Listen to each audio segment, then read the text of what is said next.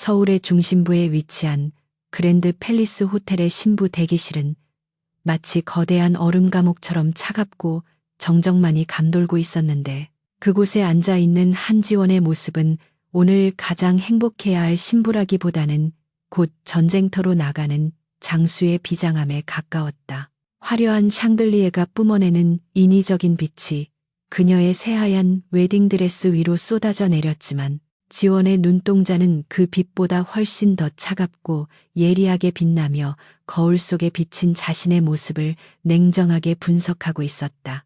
그녀는 감정에 휘둘려 눈물을 흘리거나 신세를 한탄하는 나약한 여자가 아니었으며, 지금 이 순간조차도 자신을 둘러싼 불리한 상황을 어떻게 역전시킬 것인가에 대한 전술적인 계산을 끊임없이 수행하고 있는 중이었다.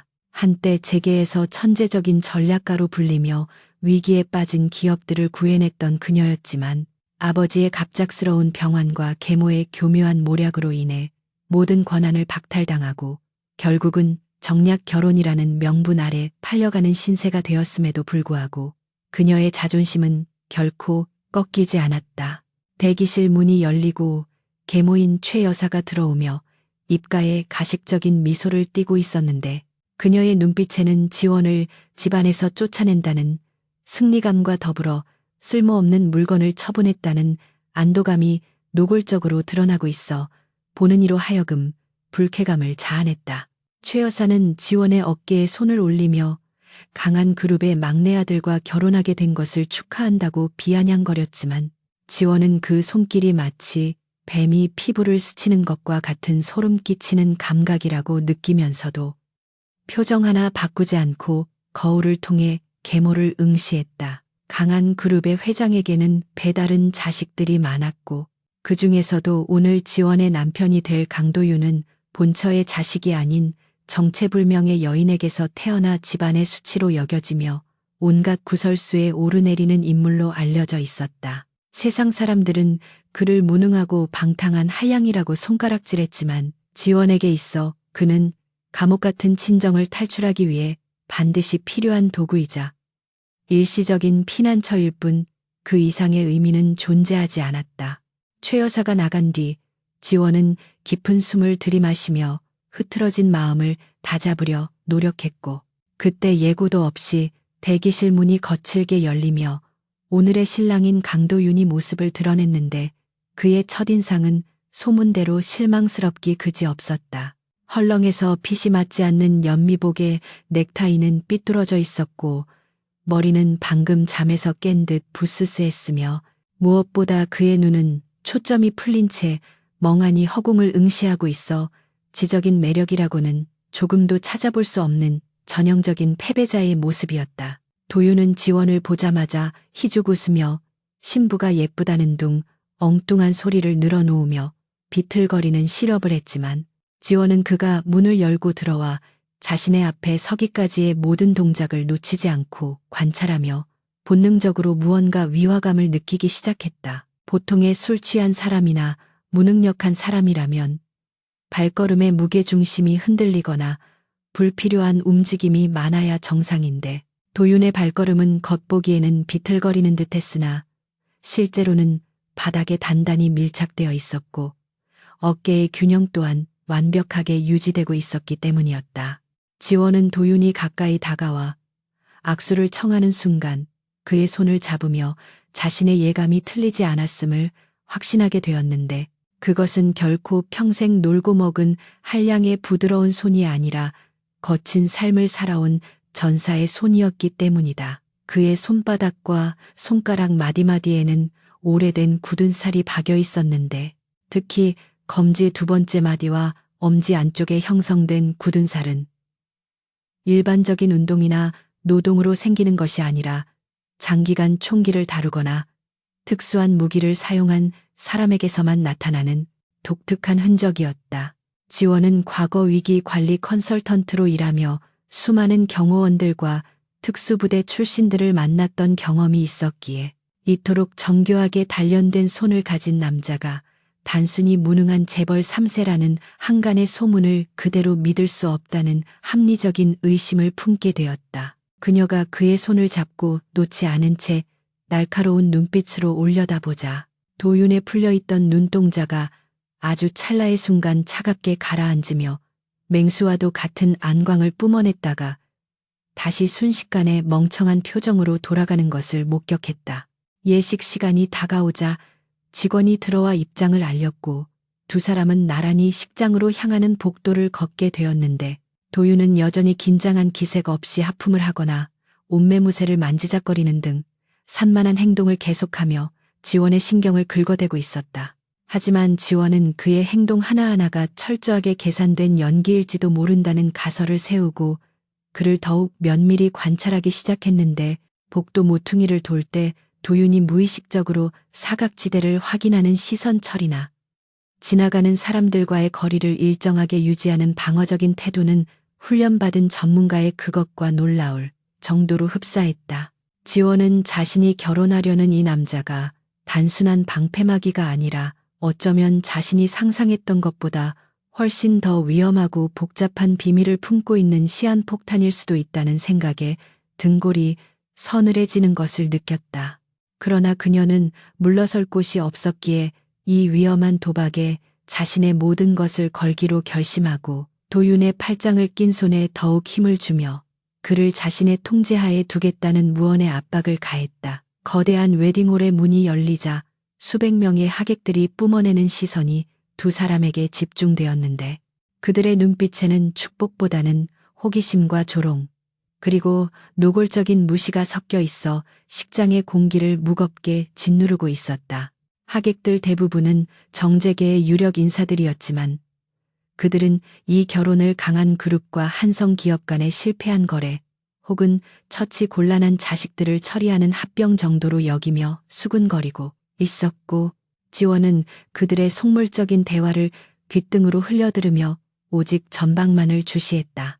주례사가 이어지는 동안에도 도윤은 딴청을 피우거나 넥타이를 느슨하게 풀며 지루한 티를 냈고 맞은편 혼주석에 앉은 도윤의 이복형인 강진혁 전무는 그런 도윤을 보며 경멸에 찬 비웃음을 흘리고 있었다. 지원은 그 비웃음을 보며 강진혁이 도윤을 철저하게 과소평가하고 있다는 사실을 간파했고 만약 도윤이 자신의 예상대로 발톱을 숨긴 호랑이라면 이 결혼은 강진혁과 자신의 계모에게 치명적인 독이 될 수도 있겠다는 흥미로운 시나리오를 머릿속으로 그려보았다. 반지를 교환하는 순서가 되자 도윤은 지원의 손가락에 반지를 끼워주며 아주 작은 목소리로 중얼거렸는데 마이크에는 잡히지 않을 만큼 낮고 은밀한 그 목소리는 조금 전까지의 어눌한 말투와는 전혀 다른 무게감 있는 저음이었다. 너무 꽉 쥐고 있으면 부러집니다, 부인. 그것은 긴장한 지원을 조롱하는 말인지 아니면 긴장을 풀라는 조언인지 알 수 없었지만 분명한 것은 그가 지원이 팔짱을 낄 때 힘을 주었던 것을 정확하게 인지하고 있었다는 사실이었다. 지원은 놀란 눈으로 그를 쳐다보았지만 도윤은 이미 다시 멍청한 미소를 지으며 하객들을 향해 손을 흔들고 있었고 그 이중적인 모습에 지원은 혼란스러움과 동시에 기묘한 전율을 느꼈다. 이 남자는 완벽한 가면을 쓰고 세상을 속이고 있으며 어쩌면 자신만이 그 가면 뒤에 숨겨진 진짜 얼굴을 아주 조금 엿본 것일지도 모른다는 생각이 그녀의 심장을 빠르게 뛰게 만들었다. 식이 끝나고 이어진 피로 연장은 더욱 노골적인 무시와 차별이 횡행하는 정글과도 같았는데 강한 그룹의 핵심 인사들은 도윤과 지원을 투명 인간 취급하며 자기들끼리 샴페인 잔을 부딪히고 있었다.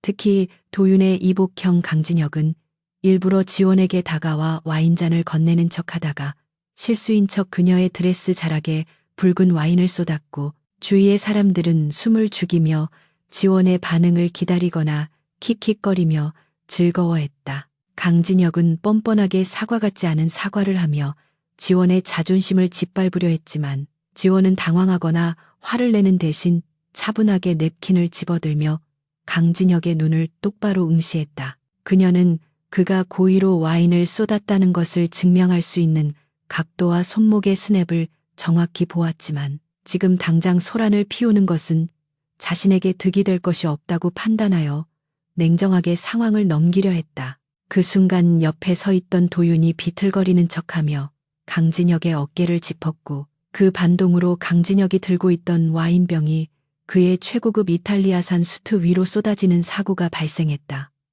아이고, 형님 죄송합니다. 제가 다리가 좀 풀려서. 도윤은 과장되게 사과하며 강진혁의 옷을 닦아주는 시범을 했지만 지원은 도윤이 강진혁의 어깨를 짚을 때 정확하게 급소를 눌러 일시적으로 팔에 힘이 빠지게 만들었다는 것을 눈치챘다.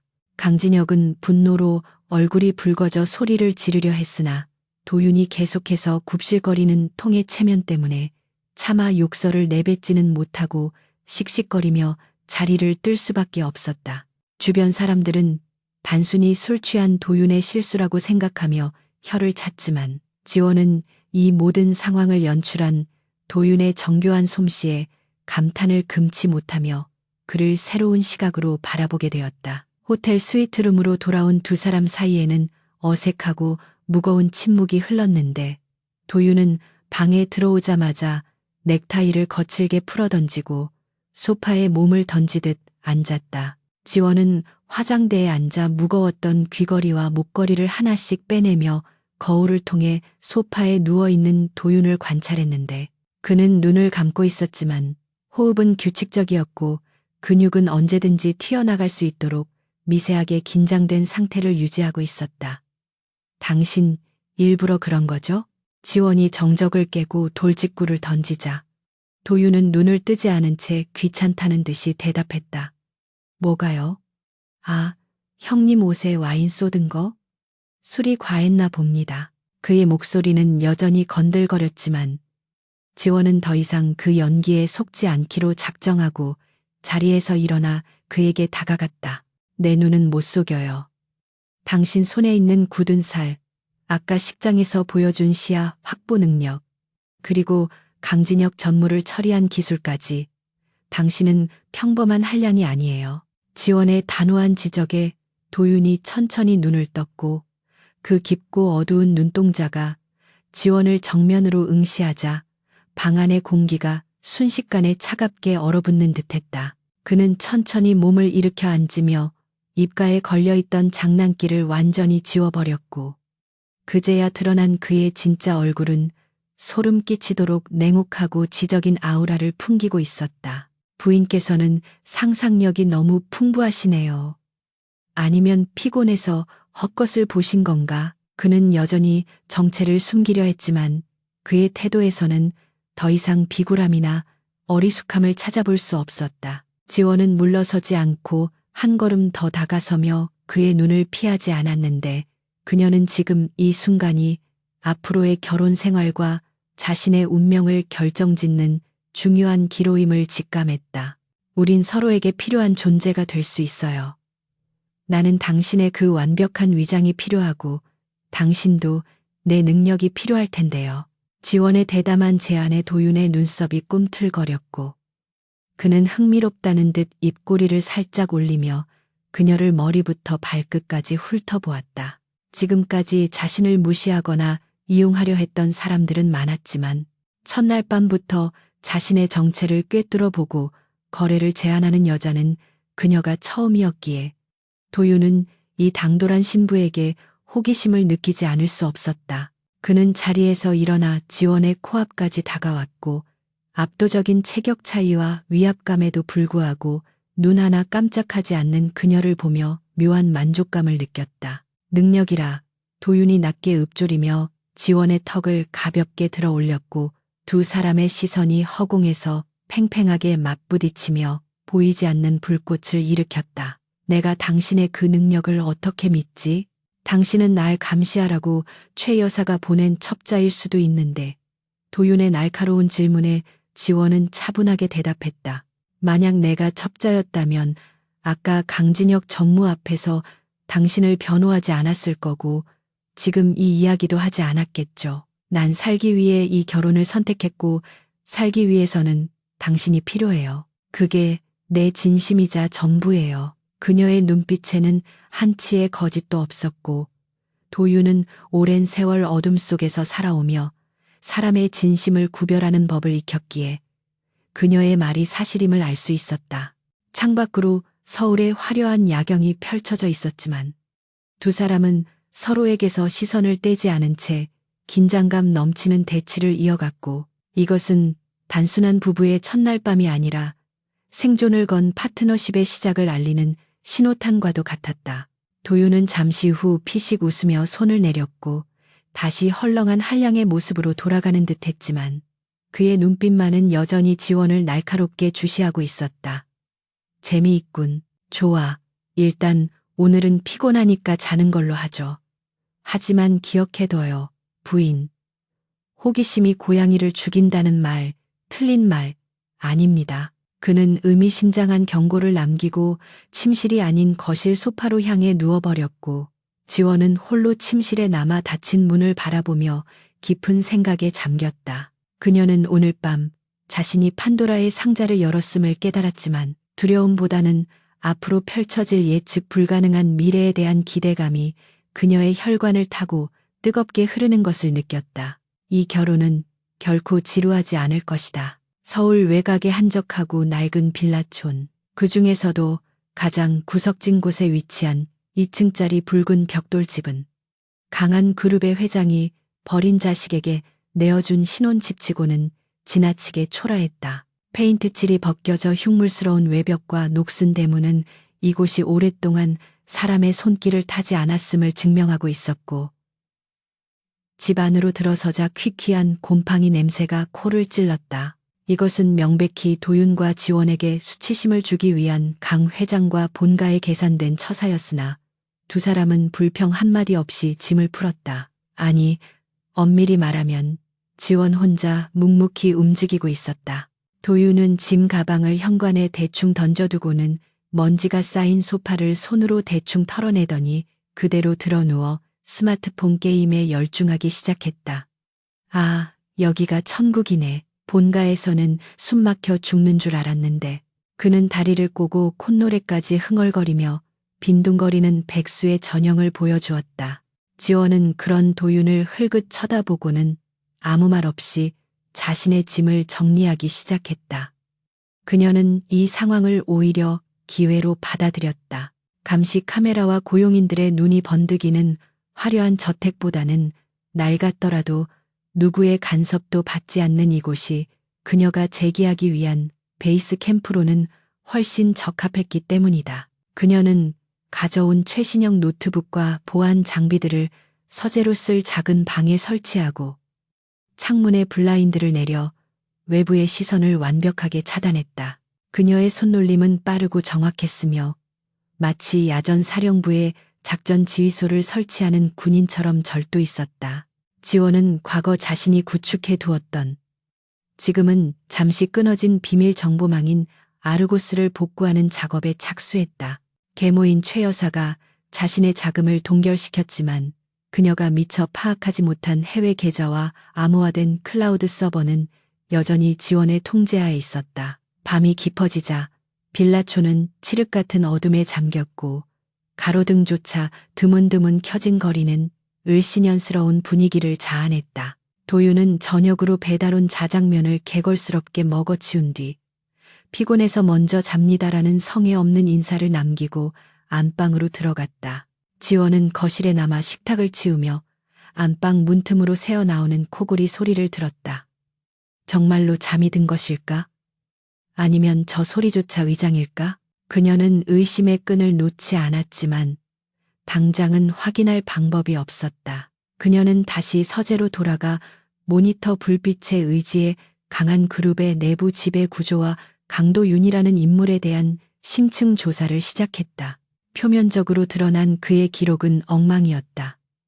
학창시절의 잦은 결석, 음주 폭행 시비, 불분명한 유학생활 등 실패한 인생의 교과서 같았다. 하지만 지원의 직감은 데이터 너머의 공백을 가리키고 있었다. 특히 그가 유학을 핑계로 해외에 체류했던 5년, 그 기간 동안의 구체적인 행적은 묘하게도 깨끗하게 세탁되어 있었다. 정보가 없다는 것은 누군가 고의로 지웠다는 뜻이다. 새벽 2시 정적을 깨는 굉음이 들려왔다.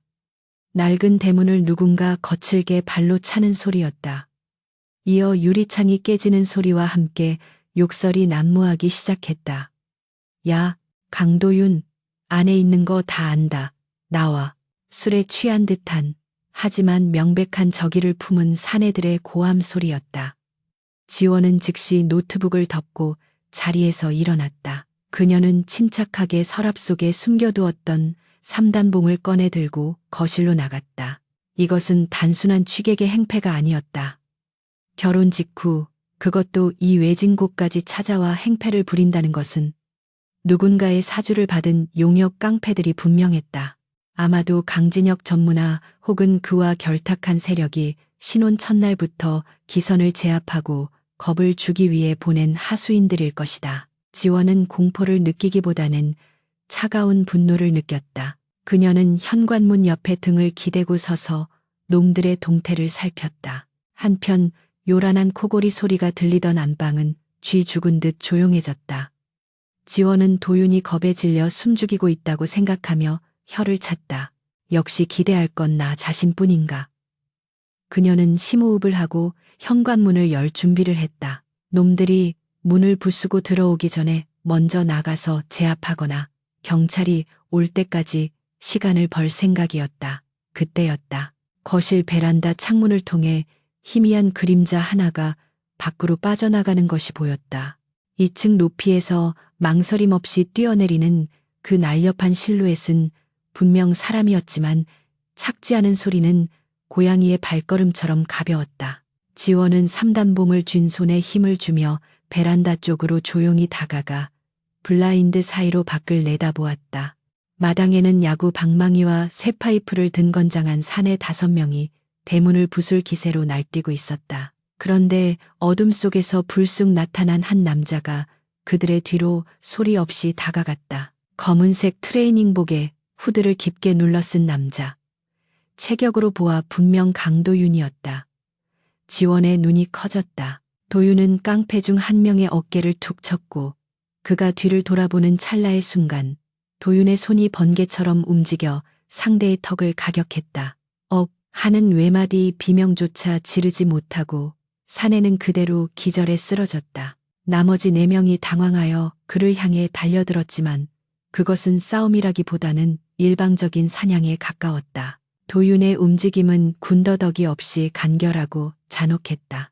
휘둘러지는 쇠파이프를 종이 한 장 차이로 피하며 파고들어 상대의 명치를 가격하고 동시에 발을 걸어 넘어뜨린 뒤 관절을 꺾어버리는 동작들이 물 흐르듯 이어졌다. 그는 불필요하게 힘을 쓰지 않고 상대의 힘을 역이용하거나 급소만을 정확하게 타격하여 순식간에 무력화시켰다.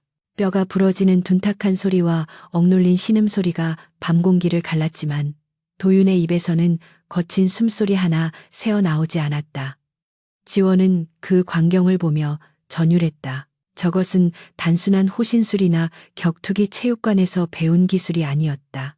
살인을 목적으로 훈련받은 특수 요원이나 킬러들이 구사하는 실전 살상 무술. 크라브마가 혹은 시스테마에 변형된 형태였다. 5분도 채 되지 않아 5명의 거구들이 마당에 쓰레기처럼 널브러졌다. 도윤은 쓰러진 리더 격인 사내의 멱살을 잡고 무언가 낮게 속삭였다. 거리가 멀어 내용은 들리지 않았지만 공포에 질려 미친 듯이 고개를 끄덕이는 사내의 모습에서 도윤이 무슨 말을 했는지 짐작할 수 있었다. 지옥을 보여주겠다는 경고였으리라. 상황이 종료되자 도윤은 옷에 묻은 먼지를 툭툭 털어내더니 바닥에 떨어져 있던 검은 비닐봉지를 집어들었다. 그리고는 아무 일도 없었던 것처럼 다시 2층 베란다 파이프를 타고 기어 올라왔다. 지원은 황급히 베란다에서 물러나 소파에 앉아 자는 척하려 했지만 이미 늦었다는 것을 깨닫고 그냥 서서 그를 맞이하기로 했다. 베란다 문이 열리고 밤바람과 함께 들어온 도윤은 지원과 눈이 마주치자 잠시 멈칫했다. 그의 후드 아래 드러난 얼굴은 땀 한 방울 흘리지 않은 채 뽀송뽀송했고 눈빛은 방금 전의 살기를 완전히 지운 채 멍청한 표정으로 돌아와 있었다. 부인, 안 자고 뭐해요? 좀 시끄러웠죠. 도윤이 태연하게 물으며 손에 들린 비닐봉지를 흔들어 보였다. 자다가 출출해서 편의점 좀 다녀왔는데 웬 미친놈들이 밖에서 술 주정을 부리고 있더라고요. 근데 자기들끼리 싸우더니 다 뻗어버렸네. 참 세상 흉흉해요. 그쵸?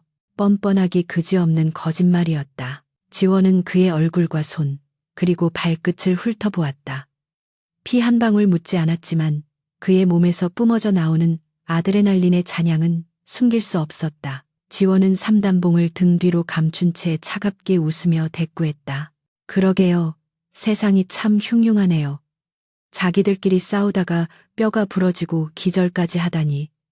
요즘 술주정뱅이들은 무술이라도 배우나 봐요. 지원의 뼈 있는 농담에 도윤의 눈꼬리가 살짝 휘어졌다. 그는 지원이 모든 것을 목격했다는 사실을 눈치챘지만 굳이 부정하거나 긍정하지 않고 능글맞게 받아쳤다.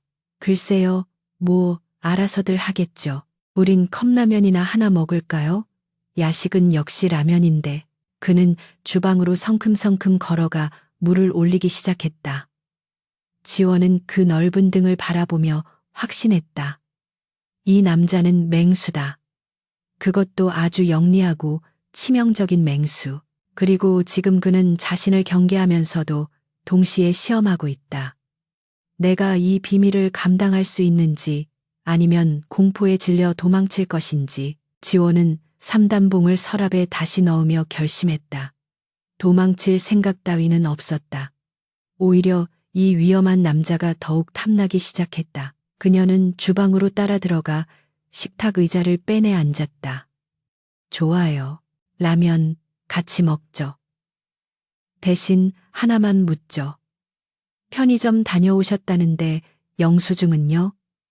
지원의 기습적인 질문에 도윤이 물을 따르다 말고 멈칫했다.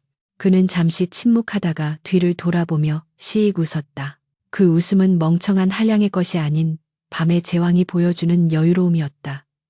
아차, 영수증을 깜빡했네. 다음엔 꼭 챙겨올게요, 마누라님. 다음 날 아침, 집 앞은 거짓말처럼 깨끗하게 치워져 있었다. 쓰러져 있던 깡패들도 깨진 유리 조각도 흔적조차 없었다. 하지만 지원은 출근하는 도윤의 뒷모습을 보며 알고 있었다. 어젯밤의 일은 꿈이 아니었고 이제부터 시작될 그들의 결혼 생활은 칼날 위를 걷는 것과 같은 아슬아슬한 공존이 될 것임을. 도윤이 출근한 후 지원은 집안을 샅샅이 뒤져 도청장치가 있는지 확인했다. 그리고 도윤이 주로 머물렀던 소파 밑바닥에서 아주 작은 고성능 마이크로 칩 하나를 발견했다. 그것은 도청기가 아니라 암호화된 통신 모듈이었다. 지원의 입가에 미소가 번졌다. 역시 강도윤, 당신 대체 정체가 뭐야? 그 시각 강한 그룹 본사 지하 주차장의 외진 구석. 헐렁한 양복을 입은 도윤이 최고급 세단 뒷좌석에 앉아 있었다. 운전석에는 날카로운 인상의 비서실장 김태석이 앉아 백미러로 도윤을 보고 있었다. 도윤의 눈빛은 차갑게 가라앉아 있었고 손에는 태블릿 PC가 들려 있었다. 화면에는 어젯밤 집을 습격했던 깡패들의 배후와 그들의 자금 흐름도가 복잡하게 표시되어 있었다. 사장님, 어젯밤 그놈들 배후는 예상대로 강진혁 전무 라인입니다. 겁만 주려고 했던 것 같은데 너무 심하게 다뤄서 병원 신세를 좀 오래 져야 할 것 같습니다. 김 실장의 보고에 도윤은 무표정하게 화면을 넘기며 대답했다. 형님이 너무 급하셨군. 내 집에 감히 쓰레기들을 보내다니. 예의를 가르쳐줘야겠어. 김 실장, 프로젝트 오메가 2단계 시작해. 형님이 관리하는 물류 자회사 장부 털어서 국세청에 익명으로 제보하고. 알겠습니다. 그리고 사모님께서 눈치채신 것 같습니다만 도윤은 태블릿을 끄고 창밖을 응시했다. 지원의 날카로운 눈빛과 당당한 태도가 머릿속을 스쳤다. 알아, 보통 여자가 아니야. 내버려둬. 어차피 같은 배를 탔으니까. 그녀가 어디까지 알아낼 수 있는지 구경이나 해보자고. 도윤의 입가에 묘한 미소가 걸렸다. 낡은 빌라의 무능한 남편과 거대 그룹을 뒤에서 조종하는 그림자 CEO. 이 위험한 이중생활에 한지원이라는 변수가 등장했다. 하지만 도윤은 그 변수가 싫지 않았다. 오히려 이 지루한 싸움에 흥미로운 장난감이 생긴 기분이었다. 서울의 밤하늘을 수놓는 화려한 네온 사인 아래 대한민국 상위 1%만이 초대받는다는 강한 그룹 창립 50주년 기념 파티가 열리는 더 로얄 호텔의 그랜드 볼룸은 입구부터 팽팽한 긴장감이 감돌고 있었다. 한지원은 전신 거울 앞에서 자신의 모습을 마지막으로 점검했다. 등 라인이 과감하게 파인 짙은 네이비색 벨벳 드레스는 그녀의 하얀 피부와 대조를 이루며 고혹적이면서도 쉽게 범접할 수 없는 차가운 기품을 뿜어내고 있었다.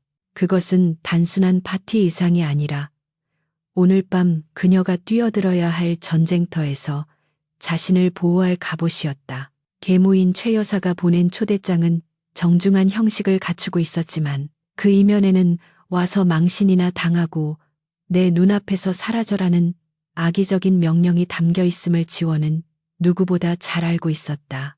와, 우리 마누라 오늘 진짜 예쁘네. 연예인 뺨치겠어.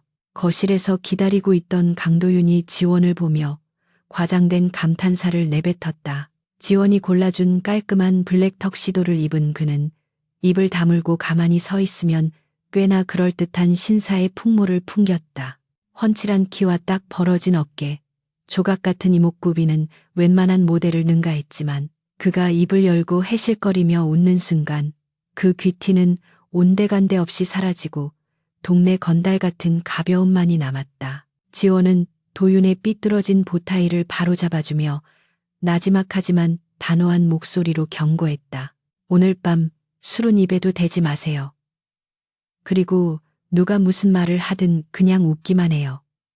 대답은 내가 할 테니까. 도윤은 지원의 손길이 닿자 잠시 움찔했지만 이내 장난스럽게 경례를 붙이며 대답했다. 넵, 알겠습니다. 사령관님.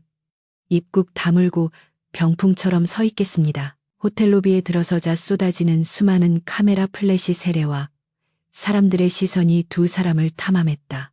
사람들은 겉으로는 미소를 지으며 인사를 건넸지만 그들의 눈빛에는 저 무능한 서자가 감히 여기가 어디라고 왔느냐는 경멸과 망해가는 집안의 딸이 팔려와서 고생한다는 동정이 뒤섞여 있었다. 지원은 도윤의 팔짱을 낀 손에 힘을 주며 고개를 꼿꼿이 세웠다. 그녀는 주눅 들지 않았다. 오히려 당당한 걸음걸이로 레드 카펫을 밟으며 마치 자신이 이 파티의 주인공인 양 행동했다. 도윤 역시 사람들의 멸시 어린 시선을 즐기는 듯 멍한 미소를 띠고 주위를 두리번거릴 뿐이었다. 하지만 지원은 느낄 수 있었다. 도윤의 시선이 파티장 곳곳에 배치된 보안 요원들의 위치와 비상구, 그리고 주요 인사들의 동선을 본능적으로 파악하고 있다는 것을. 파티장 안은 샴페인잔 부딪히는 소리와 가식적인 웃음소리로 가득 차 있었다. 강한 그룹의 회장인 강태사는 중앙 테이블에서 정재계 인사들에 둘러싸여 담소를 나누고 있었고 그 곁에는 도윤의 이복형인 강진혁 전무와 지원의 계모 최 여사가 마치 승리자들처럼 거만하게 서 있었다.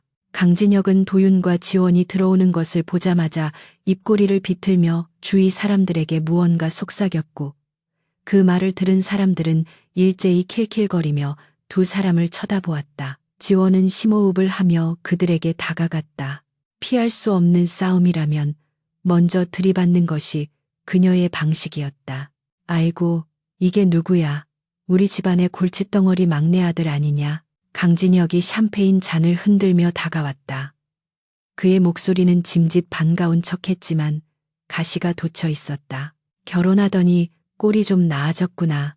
재수씨 덕분인가? 하긴 재수씨가 전직 위기관리 전문가였지? 망해가는 거 수습하는 데는 도가 때를 테니 우리 도윤이 같은 불량품도 좀 고쳤을 수 있으려나 모르겠네. 주변에서 억지 웃음이 터져 나왔다.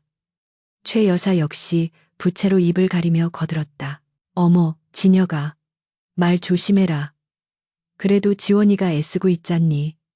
다 죽어가는 친정 살리겠다고 팔려온 애한테 너무 그러지 마라. 지원의 얼굴은 차갑게 굳어졌지만 감정을 드러내지는 않았다. 그때 도윤이 머리를 극적이며 바보 같은 소리를 했다. 형님, 불량품이라뇨. 저 그래도 요즘 재활용 열심히 하고 있습니다. 그리고 우리 마누라 진짜 능력 좋아요. 형님도 회사 말아먹으면 우리 마누라한테 컨설팅 좀 받으세요. 순간 정적이 흘렀다. 도윤의 말은 뼈가 있었다. 강진혁이 최근 무리하게 추진하다가 수백억의 손실을 본 바이오 사업을 비꼬는 말로 들릴 수도 있었기 때문이다. 강진혁의 얼굴이 붉게 달아올랐다. 이 자식이 지금 뭐라고? 강진혁이 화를 내려고 하자 지원이 한 발 앞서 나섰다. 그녀는 우아하게 미소 지으며 도윤을 뒤로 감쌌다. 형님, 도윤 씨 농담이 지나쳤네요. 하지만 틀린 말은 아닙니다. 최근 강한 바이오의 3분기 실적 보고서를 보니 R&D 투자 비용 대비 성과가 업계 평균의 40%에도 미치지 못하더군요. 특히 무리한 해외 매입으로 인한 유동성 위기가 그룹 전체의 리스크로 번질 가능성이 높다는 게 전문가들의 중론입니다. 혹시 그 문제 때문에 골머리를 앓고 계신 건 아닌지요? 지원의 공격은 날카롭고 정확했다. 그녀는 단순히 감정적으로 대응하는 것이 아니라 구체적인 데이터와 팩트를 근거로 강진혁의 아픈 곳을 정확히 찔렀다. 파티장에 있던 다른 임원들과 투자자들의 귀가 쫑긋해졌다. 강진혁의 무능함은 공공연한 비밀이었지만 누구도 감히 면전에서 지적하지 못했던 금기였다. 강진혁은 당황하여 말을 더듬었. 뭐라고? 네가 감히 어디서 주워들은 풍월로. 풍월이 아니라 팩트입니다. 아주버님. 그리고 어머님. 지원은 시선을 돌려 최 여사를 바라보았다. 그녀의 눈빛은 서늘했다. 제가 팔려왔다고 하셨나요? 틀렸습니다. 저는 강한 그룹과 한성 기업의 전략적 제휴를 위한 연결고리로서 이 자리에 있는 겁니다. 제 가치는 제가 증명합니다. 누군가처럼 남의 것을 탐내거나 훔쳐서 자리를 차지한 것이 아니라요. 최 여사의 얼굴이 하얗게 질렸다. 그것은 최 여사가 과거 지원의 침몰을 몰아내고 그 자리를 차지했던 불륜 사실을 은연중에 꼬집은 것이었다. 주변의 분위기가 싸늘하게 식었다. 사람들은 숨을 죽인 채 이 대담한 며느리의 일가를 경청하고 있었다. 그때 강태산 회장이 무거운 발걸음으로 다가왔다. 그의 위압적인 눈빛이 지원을 향했다. 새아기, 말이 너무 당돌하구나. 여기가 어디라고 감히 윗사람들을 가르치려 드느냐. 회장의 등장에 모두가 고개를 숙였다. 하지만 지원은 굽히지 않았다. 죄송합니다, 아버님. 하지만 강한 그룹의 일원으로서 잘못된 사실을 바로잡고 그룹의 위신을 지키는 것이 제 의무라고 생각했습니다. 무능함은 죄가 아니지만 그것을 감추기 위해 가족을 모욕하는 것은 강한 그룹의 리더십에 어울리지 않는다고 판단했습니다. 강 회장은 잠시 지원을 쏘아보더니 의외로 껄껄 웃음을 터뜨렸다. 당돌한 줄은 알았지만 이 정도일 줄은 몰랐군. 도윤아, 네 처가 너보다 낫다. 아주 똑똑한 방패를 얻었어. 회장은 묘한 칭찬을 남기고 돌아섰고 상황은 지원의 완벽한 승리로 끝났다. 강진혁과 최 여사는 분노를 사기며 자리를 피해야 했다. 도윤은 이 모든 과정을 곁에서 지켜보며 내심 혀를 내둘렀다. 대단하군. 단순히 똑똑한 정도가 아니야. 판을 읽고 상대를 구석으로 몰아넣은 뒤 명분까지 챙겨서 빠져나오는 솜씨가 예술이야. 그는 지원의 뒷모습을 보며 처음으로 그녀에게 존경심과 유사한 감정을 느꼈다. 그리고 동시에 확신했다. 그녀라면 자신의 파트너가 될 자격이 충분하다고. 잠시 후 도윤은 화장실을 핑계로 파티장을 빠져나갔다. 그는 비상구 계단으로 향해 재킷 안주머니에서 낡은 폴더폰이 아닌 최신형 암호화 스마트폰을 꺼냈다. 화면에는 조금 전 지원이 언급했던 강진혁의 바이오 사업 비리 관련 자료가 가득했다. 김 실장, 들었지? 아내가 판을 깔아줬으니 우리가 마무리를 해야지. 강진혁이 빼돌린 비자금 장부, 오늘 밤 안으로 언론에 흘려 내일 아침 주식시장 개장과 동시에 강한 바이오 주가가 곤두박질 치게 만들어. 수화기 너머에서 김 실장에 다급하면서도 흥분된 목소리가 들려왔다. 알겠습니다, 사장님. 그런데 사모님, 정말 보통이 아니십니다. 사장님께서 개입하실 틈도 없이 혼자서 다 정리해 버리시던데요. 그러게 말이다. 내가 생각했던 것보다 훨씬 더 위험하고 매력적인 여자야. 어쩌면 내가 그녀를 이용하는 게 아니라 그녀가 나를 이용하게 될지도 모르겠군. 도윤은 피식 웃으며 전화를 끊었다. 어둠 속에서 그의 눈빛은 사냥감을 앞둔 맹수처럼 번뜩였다. 오늘 밤의 파티는 끝났지만 진짜 게임은 이제부터 시작이었다. 파티가 끝나고 돌아가는 차 안, 지원은 긴장이 풀린 듯 창문에 머리를 기대고 있었다. 그녀의 손은 미세하게 떨리고 있었다. 아무리 강한 척해도 거대 재벌가의 안주인과 유력 후계자를 상대로 독서를 퍼붓는 것은 엄청난 용기가 필요한 일이었다. 도윤은 말없이 그녀의 떨리는 손을 잡아주었다. 그의 손은 크고 따뜻했으며 이상할 정도로 안정감을 주었다. 수고했어요, 부인. 아까 진짜 멋있던데? 형님 얼굴 빨개지는 거 봤어요? 내가 10년 묵은 체증이 다 내려가더라니까.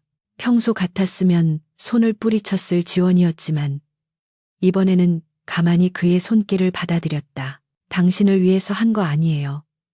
내 자존심을 지키기 위해서였지. 알아요. 그래도 고마워요. 내 편 들어준 사람 태어나서 당신이 처음이거든. 도윤의 목소리에서 장난기가 사라지고 진심이 묻어났다. 지원은 고개를 돌려 그를 바라보았다. 어둠 속이라 표정은 잘 보이지 않았지만 맞잡은 손을 통해 전해지는 그의 온기만이 이 차가운 도시에서 유일하게 진실된 것처럼 느껴졌다. 그날 밤 도윤은 잠든 지원의 곁에서 오랫동안 그녀를 바라보았다. 그는 자신이 가야 할 길이 피로 얼룩진 가시밭길임을 알고 있었다. 그리고 이제 이 여자를 그 길에 끌어들였다는 사실에 죄책감과 동시에 기묘한 안도감을 느꼈다. 한지원, 당신이 내 빛이 되어줄 수 있을까? 아니면 우리가 함께 어둠 속으로 추락하게 될까? 도윤은 이불을 덮어주고 서재로 향했다. 이제 강진혁의 몰락을 위한 마지막 버튼을 누를 시간이었다. 다음날 아침 뉴스는 강한 바이오의 대규모 분식 회계 의혹으로 도배될 것이고 그것은 강도윤이 쏘아올린 복수의 신호탄이 될 터였다. 강한 바이오의 주가 폭락 사태는 대한민국 재계를 강타한 거대한 태풍과도 같았다. 강진혁 전무가 주도했던 분식 회계와 횡령 혐의가 언론에 대서특필되면서 강한 그룹 본사는 압수수색을 나온 검찰과 취재진들로 인해 아수라장이 되어 있었다.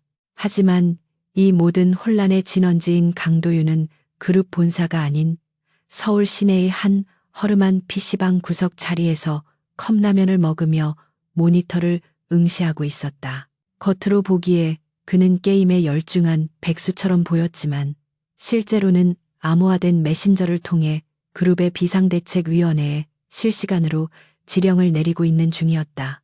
그의 손가락은 키보드 위를 보이지 않을 만큼 빠르게 움직이며 자금의 흐름을 통제하고 강진혁의 비리 증거를 적재적소에 터뜨려 그를 회생 불가능한 상태로 몰아넣고 있었다. 이것은 단순한 복수가 아니라 썩어버린 환부를 도려내고 그룹을 재건하기 위한 외과 수술과도 같은 정교한 작업이었다.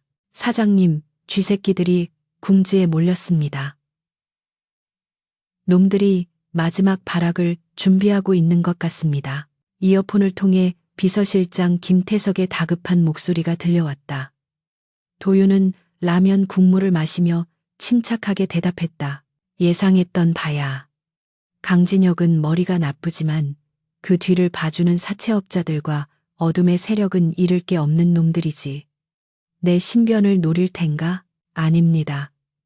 사장님의 정체는 아직 철저히 비밀에 붙여져 있습니다. 놈들의 타겟은 한지원 사모님인 것 같습니다. 도윤의 손가락이 순간 멈췄다. 그의 눈동자가 흔들리며 PC방의 소음이 순식간에 사라지는 듯한 정적을 느꼈다. 강진혁 일당은 도윤을 무능한 바지로 알고 있었기에 최근 파티장에서 강진혁을 공개적으로 망신주고 과거의 이력 때문에 비밀 장부를 가지고 있을지도 모른다고 의심되는 지원을 타겟으로 삼은 것이 분명했다. 도윤은 즉시 자리에서 박차고 일어나며 명령했다. 당장 위치 추적 띄워. 그리고 알파팀 전원 소집해. 1급 비상 상황이다. 그가 PC방을 나서는 순간 그의 눈빛은 더 이상 사람 좋은 한량이 아닌 먹잇감을 노리는 맹수의 살기로 번들거리고 있었다. 한편 한지원은 시내의 한 카페에서 예전 동료를 만나고 나오는 길이었다. 그녀는 최근 남편 도윤의 수상한 행적과 강한 그룹 내부의 급박한 변화를 감지하고 독자적인 조사를 진행 중이었다. 주차장으로 향하던 그녀의 뒤로 검은색 승합차 한 대가 소리 없이 다가왔다. 지원은 본능적으로 위험을 감지하고 발걸음을 재촉했지만 차문이 열리며 튀어나온 복면을 쓴 건장한 사내들에게 순식간에 포위당했다. 그녀는 핸드백을 휘두르며 저항하려 했으나 전문적인 납치범들의 완력을 당해낼 수는 없었다. 입이 틀어막히고 시야가 차단된 채 차 안으로 끌려 들어가는 순간에도 지원은 공포에 질려 비명을 지르는 대신 납치범들의 인상착의와 그들이 주고받는 대화 내용, 그리고 차량의 이동 경로를 머릿속으로 필사적으로 기록하려 애썼다. 차가 멈춘 곳은 인천 항만 근처의 폐쇄된 냉동 창고였다. 지원은 낡은 의자에 묶인 채 차가운 시멘트 바닥에 내동댕이 쳐졌다. 두건이 벗겨지자 콧수염을 기른 험상예진, 사내와 강진혁의 신복으로 보이는 양복 입은 남자가 그녀를 내려다보고 있었다. 한지원 씨, 오랜만이네. 파티장에서는 아주 기세가 등등하더니 여기선 좀 조용하구만. 양복 입은 남자가 비열하게 웃으며 지원의 뺨을 가볍게 톡톡 쳤다. 지원은 흔들림 없는 눈빛으로 그를 쏘아보며 차가운 목소리로 응수했다. 강진혁 전무가 시켰나요? 검찰 조사를 받느라 정신없을 텐데 이런 삼류 범죄까지 저지를 여력이 있나 보죠. 닥쳐. 내년이 가지고 있는 강한 바이오 내부 고발 자료 어디 있어? 네가 파티장에서 떠벌린 그 정보들 다 어디서 난 거야?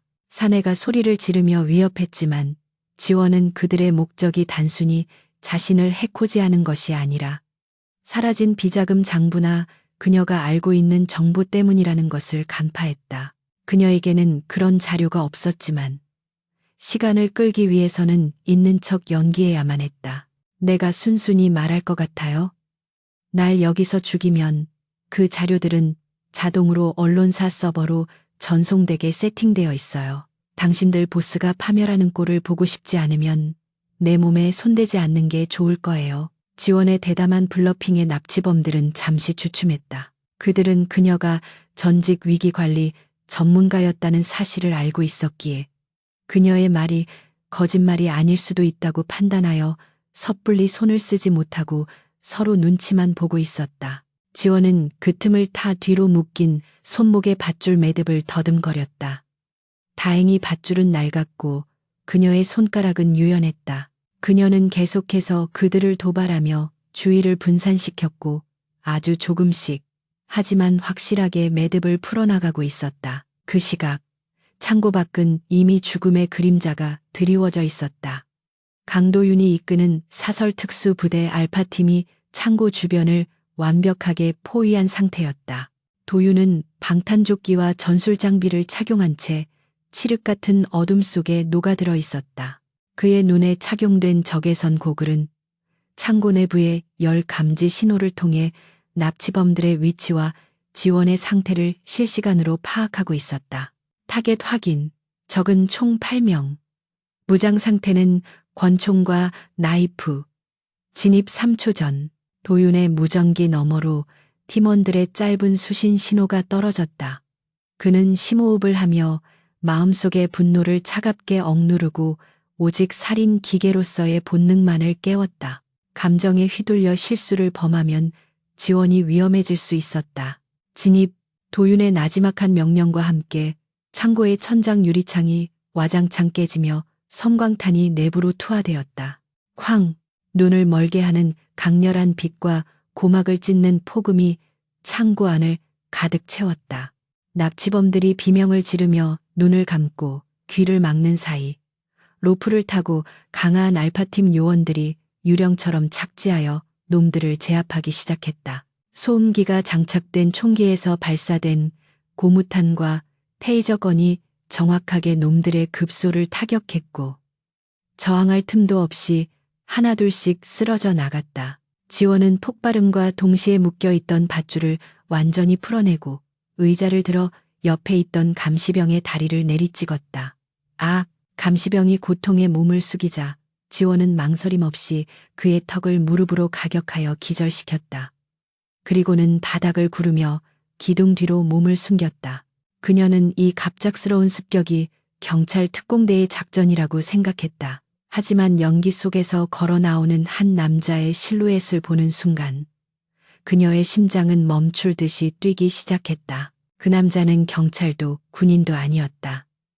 전술 고글을 벗어던지며 성큼성큼 다가오는 그 얼굴은 매일 밤 멍청한 표정으로 라면을 먹던 자신의 남편 강도윤이었다. 하지만 지금의 그는 전혀 다른 사람이었다. 그의 손에는 피 묻은 나이프 대신 진압봉이 들려 있었지만 온몸에서 뿜어져 나오는 압도적인 카리스마와 살기는 주변의 공기마저 얼어붙게 만들고 있었다. 도윤은 남아있던 마지막 납치범이 지원을 향해 총구를 겨누려는 것을 보고 인간의 속도라고는 믿기지 않을 만큼 빠르게 달려들어 놈의 손목을 꺾고 벽으로 밀어붙였다. 내 아내한테 총구를 겨누다니 죽고 싶어서 환장했군. 도윤의 목소리는 지옥에서 들려오는 악마의 속삭임처럼 낮고 잔혹했다. 그는 놈을 기절시켜 바닥에 던져버린 뒤 곧바로 지원에게 달려왔다. 지원 씨, 괜찮아. 다친 데 없어? 방금 전까지 살기를 뿜어내던 남자는 온데간데 없고 도윤은 걱정과 두려움이 가득한 눈빛으로 지원의 어깨를 감싸 안았다. 지원은 멍하니 그를 바라보았다. 방탄조끼를 입은 그의 단단한 가슴, 귀에 꽂힌 인여, 허리에 찬 전술 벨트, 그리고 그 뒤로 도열해 있는 중무장한 요원들.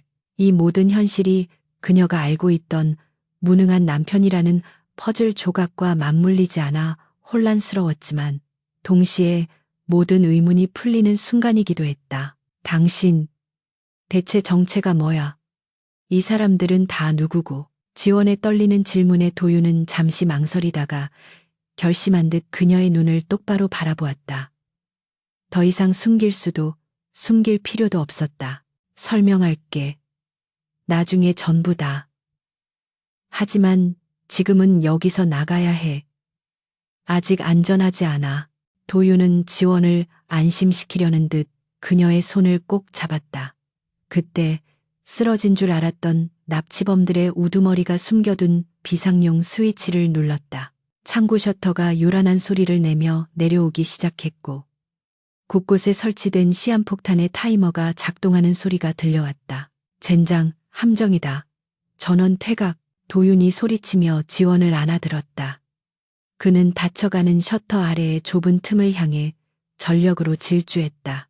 알파팀 요원들이 엄호하며 퇴로를 확보하는 동안 도윤은 지원을 보호하기 위해 자신의 몸을 웅크린 채 셔터 밑으로 몸을 날렸다. 꽉 잡아. 두 사람이 셔터 밖으로 빠져나옴과 동시에 창고 안에서 거대한 폭발음이 울려 퍼졌다. 화염이 등 뒤에서 치솟았고 그 충격파가 두 사람을 바닥으로 밀어냈다. 도윤은 바닥에 구르면서도 끝까지 지원을 품에 안아 보호했다. 먼지와 연기가 자욱한 아스팔트 위 두 사람은 가쁜 숨을 몰아쉬며 서로를 바라보았다. 도윤의 얼굴은 그을음과 땀으로 범벅이 되어 있었고 뺨에는 찰과상으로 인한 핏자국이 선명했다. 지원은 떨리는 손을 들어 그의 뺨에 묻은 피를 닦아주었다. 이제 그녀는 확신했다. 자신을 구한 이 남자는 단순한 깡패 처리반 정도가 아니었다. 그는 거대한 군대를 거느린 지휘관이자 자신을 위해 목숨을 걸 수 있는 유일한 남자였다. 당신 정말 미쳤군요. 지원의 말에 도윤이 씩 웃었다. 그 웃음은 PC방에서의 멍청한 웃음도 창고 안에서의 잔혹한 미소도 아닌 오직 지원 앞에서만 보여주는 안도와 애정이 담긴 진짜 미소였다. 그러게 말입니다. 내가 당신 때문에 별짓을 다 하네요. 결혼 생활 참 스펙터클하지 않아요? 그는 지원을 일으켜 세우며 먼지를 털어주었다.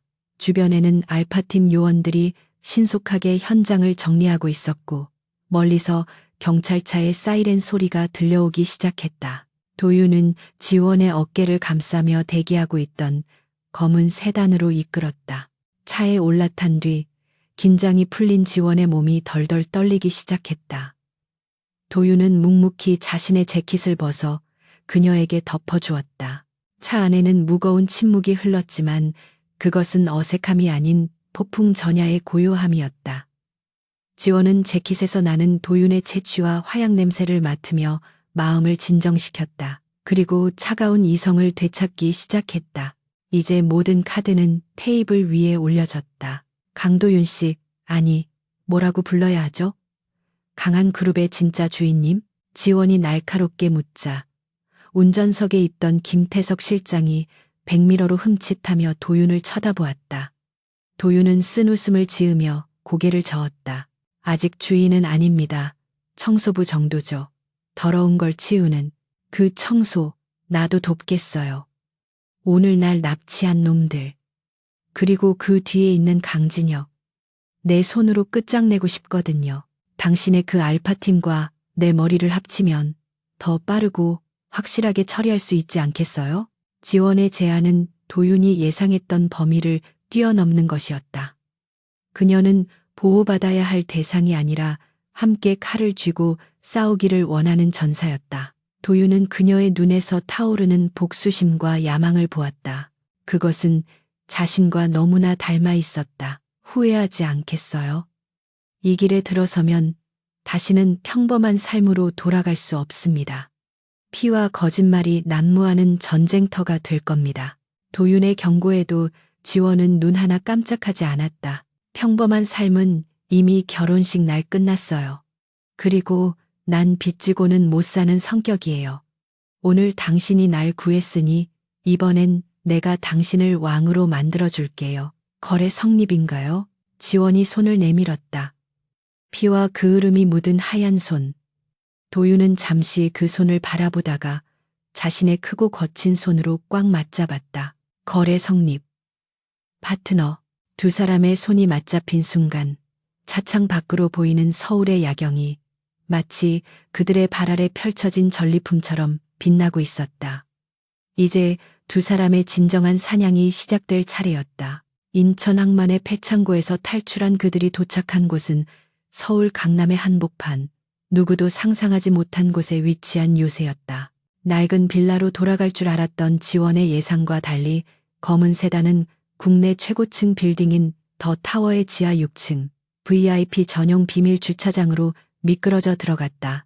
일반적인 엘리베이터가 아닌 홍채 인식과 정맥 인증을 거쳐야만 열리는 전용 승강기에 오르자 도윤은 그제야 긴장이 풀린 듯 넥타이를 거칠게 풀어 헤쳤다. 승강기가 초고속으로 상승하며 기압차로 귀가 먹먹해지는 순간 도윤은 지원을 돌아보며 씁쓸한 미소를 지었다. 놀라게 해서 미안해요. 하지만 낡은 빌라보다는 여기가 치료받기에 더 좋을 겁니다. 그리고 이제 당신에게 보여줄 때가 됐으니까. 승강기 문이 열리고 드러난 펜트하우스는 단순한 주거 공간이 아니었다.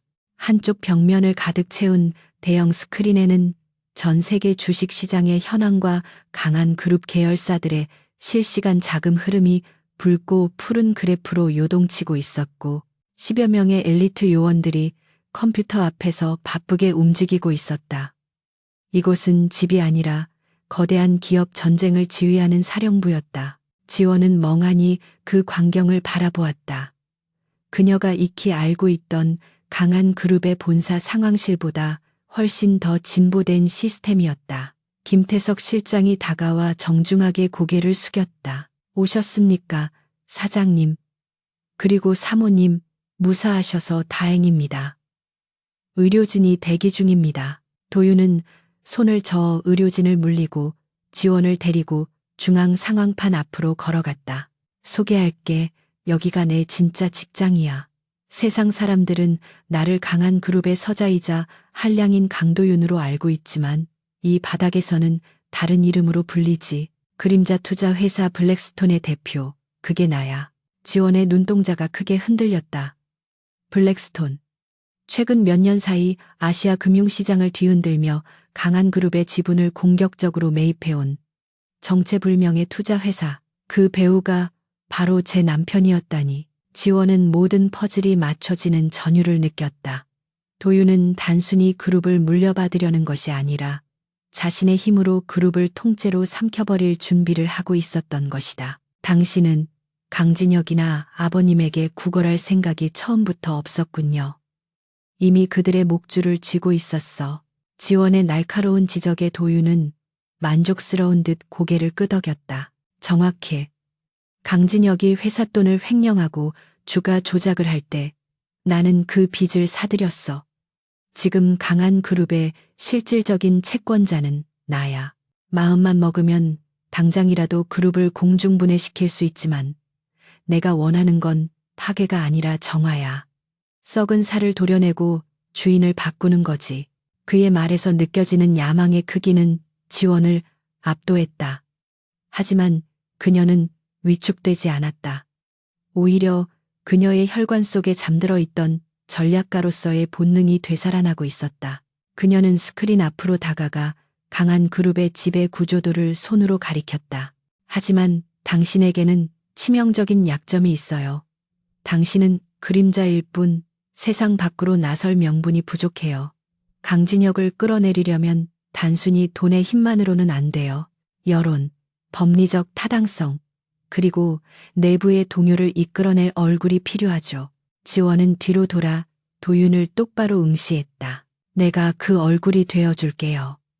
당신이 어둠 속에서 칼을 휘두르는 동안 나는 빛 속에서 그들의 죄를 낱낱이 고발하고 당신의 정당성을 증명하겠어요. 내 복수와 당신의 야망, 거래 조건은 충분하죠? 도윤은 잠시 침묵하며 지원을 바라보았다. 납치당하고 죽을 고비를 넘긴 지 불과 1시간도 지나지 않았다. 보통의 여자라면 울며불며 집에 보내달라고 했을 상황에서 그녀는 눈을 반짝이며 전쟁의 최전선에 서겠다고 자청하고 있었다. 도윤은 벅차오르는 감정을 억누르며 지원에게 다가가 손을 내밀었다. 환영합니다, 파트너. 그럼 작전을 시작하지. 첫 번째 타겟은 강진혁의 돈줄이자 그룹의 재물을 총괄하고 있는 최전무야. 다음 날 아침 강한 그룹 본사는 폭풍 전야의 고요함에 잠겨 있었다. 강진혁 전무는 어젯밤 납치 작전이 실패하고 연락이 두절되었다는 소식에 초조해하며 집무실을 서성거리고 있었다. 그때 비서실 인터폰이 울렸다. 전무님, 한지원 사모님께서 찾아오셨습니다. 강진혁은 자신의 귀를 의심했다. 납치당해서 겁에 질려 있거나 어딘가에 숨어 있어야 할 그녀가 제 발로 찾아오다니? 들여보내. 문이 열리고 지원이 들어왔다. 그녀는 어젯밤의 흔적은 찾아볼 수 없을 만큼 완벽하게 세팅된 정장 차림이었고 표정은 얼음처럼 차가웠다. 그녀의 뒤에는 도윤이 평소처럼 어눌한 표정으로 짐을 든 채 따라 들어왔지만 강진혁은 도윤에게는 눈길조차 주지 않았다. 재수 씨, 살아 돌아왔구나. 운이 좋네. 그런데 여긴 무슨 배짱으로 온 거지? 강진혁이 비아냥거렸지만 지원은 대답 대신 테이블 위에 두툼한 서류 봉투를 던졌다. 아주버님, 운이 좋은 건 제가 아니라 아주버님이죠. 어젯밤 당신이 보낸 개들이 저를 죽이지 못한 덕분에 당신은 살인교사 혐의 대신 횡령 및 납치 미수 혐의로만 감옥에 가게 생겼으니까요. 뭐, 이 미친 여자가 증거라도 있어? 강진혁이 소리치자 지원은 차분하게 서류 봉투에서 USB 하나를 꺼내 흔들었다. 여기에는 어젯밤 창고에서의 녹취록, 당신의 신복들이 자백한 영상, 그리고 최 전무가 관리하던 당신의 비자금 장부 사본이 들어있어요. 아, 물론 원본은 이미 안전한 곳에 보관되어 있고 12시 정각이 되면 자동으로 검찰과 전 언론사에 배포될 예정이에요. 강진혁의 얼굴이 사색이 되었다. 최 전무는 그의 금고직이었다. 그가 털렸다는 것은 모든 것이 끝났다는 의미였다. 거짓말, 최 전무가 배신할 리 없어. 배신이 아니라 살기 위한 선택을 한 거죠. 사실 최 전무는 아직 배신하지 않았다.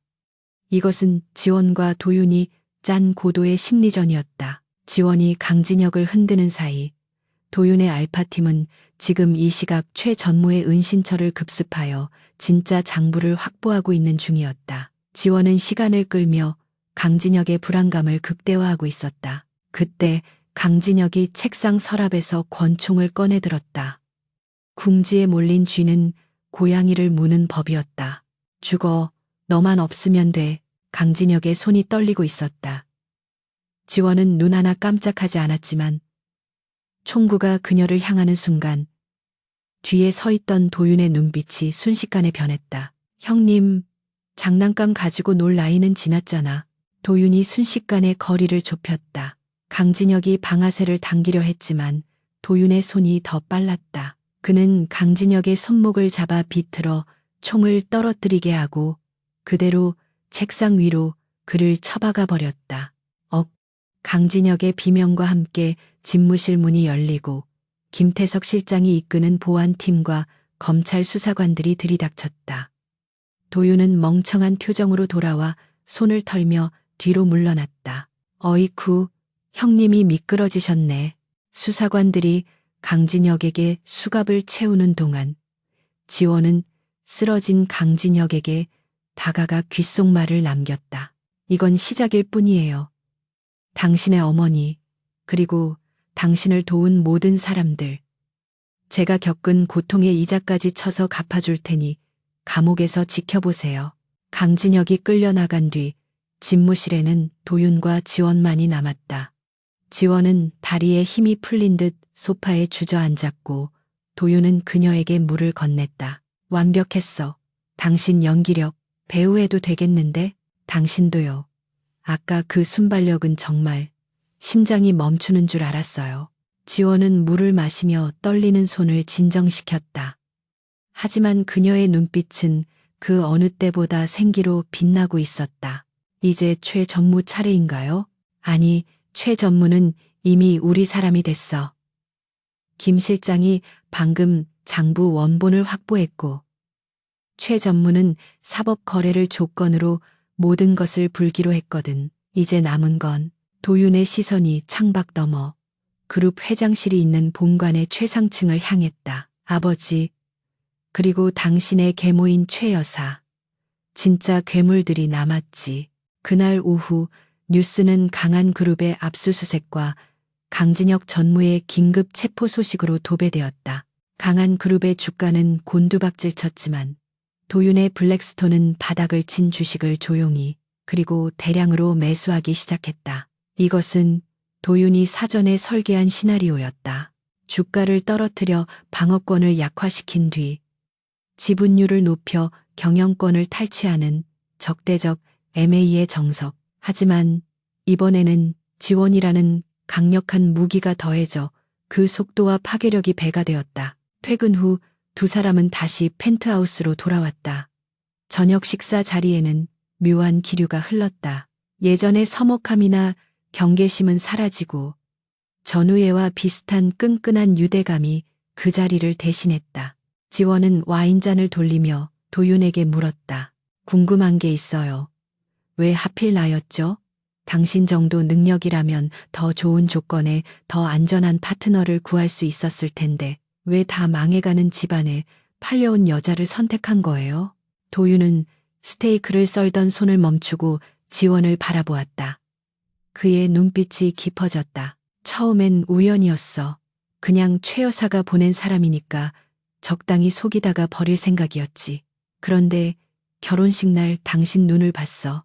절망적인 상황인데도 결코 꺾이지 않더군. 그 도끼, 그 오기, 나랑 닮았다고 생각했어. 어릴 적 어머니가 돌아가시고 이 집안에 처음 들어왔을 때의 내 눈빛이랑 도윤의 목소리에 묻어나는 쓸쓸함의 지원은 가슴 한구석이 아릿해짐을 느꼈다. 그 역시 화려한 배경 뒤에 감춰진 상처투성이의 생존자였던 것이다. 그리고 도윤이 짓궂게 웃으며 덧붙였다. 내 정체를 알고도 도망치지 않고 거래를 제안한 여자는 당신이 처음이었으니까 그때 확신했지. 이 여자라면 내 등을 맡겨도 되겠다고. 지원은 얼굴이 살짝 달아오르는 것을 느끼며 짐짓 딴청을 피웠다. 등을 맡긴다라. 무거운 짐이 되겠네요. 그래도 노력해 볼게요. 당신이 쓰러지지 않게. 나도 약속해. 당신이 되찾고 싶은 것들, 당신 어머니의 명예, 빼앗긴 유산들, 전부 다 찾아주겠다고. 두 사람은 잔을 부딪혔다. 맑은 소리가 넓은 펜트하우스에 울려 퍼졌다. 그것은 사랑의 맹세보다 더 무겁고 피의 서약보다 더 진한 두 사람만의 계약이었다. 다음 날부터 부부 사기단의 활약은 본격화되었다. 지원은 공식적으로 강한 그룹의 경영혁신위원회 자문위원으로 위촉되어 그룹 내부의 썩은 관행들을 도려내기 시작했다. 그녀는 특유의 데이터 분석 능력과 냉철한 판단력으로 무능한 임원들을 치환했고 그 과정에서 발생하는 반발과 위협은 도윤이 그림자 속에서 철저하게 차단했다. 밤에는 도윤이 제공한 첩보를 바탕으로 최 여사의 자금줄을 옥죄었고 낮에는 지원이 최 여사가 운영하는 갤러리와 재단의 비리를 감사하며 압박했다. 최 여사는 사면 초가에 몰렸다. 아들인 강진혁은 구치소에 있고 믿었던 자금줄은 끊겼으며 며느리라고 무시했던 지원이 목을 조여오고 있었다. 그녀는 마지막 발악으로 강태산 회장을 움직이려 했지만 이미 도윤이 대주주로서의 권한을 행사하여 이사회를 장악한 뒤였다. 회장님, 이대로 당하실 겁니까? 저 천한 것들이 회사를 집어삼키고 있다고요. 최 여사가 회장실에서 악을 썼지만 강태산 회장은 창밖만 바라볼 뿐이었다. 그는 이미 알고 있었다. 자신의 시대가 끝났음을, 그리고 그 종말을 고하러 온 사신이 다름 아닌 자신이 버렸던 아들 도윤임을. 한편 지원은 최 여사의 갤러리 압수수색 현장에 직접 나갔다. 엉망이 된 갤러리 한가운데서 최 여사가 분을 이기지 못하고 지원에게 달려들었다. 이 배은망덕한 년. 내가 너를 어떻게 키웠는데. 최 여사의 손이 올라갔지만 허공에서 멈췄다. 언제 나타났는지 모를 도윤이 그녀의 손목을 강하게 낚아챈 것이다. 이번에는 헐렁한 백수의 모습이 아니었다. 말끔한 수트를 입고 냉혹한 CEO의 눈빛을 한 강도윤이었다. 어머니, 아니, 최 여사님, 제 아내에게 손대지 마시죠. 그 손 부러뜨리기 전에. 도윤의 살기 어린 경고에 최 여사는 겁에 질려 뒷걸음질 쳤다. 지원은 그런 최 여사를 싸늘하게 내려다보며 말했다. 키워주신 은혜 이렇게 갚아드립니다. 감옥에서는 부디 회개하며 사세요. 아, 물론 사식은 넣어드릴게요. 가장 싼 걸로. 최 여사가 절규하며 검찰 수사관들에게 끌려나가는 모습을 뒤로하고 도윤과 지원은 갤러리를 빠져나왔다. 쏟아지는 카메라 플래시 속에서 도윤은 보란듯이 지원의 허리를 감싸 안았다. 수고했어, 파트너. 이제 마지막 관문만 남았군. 네, 회장님과의 독대 준비됐어요?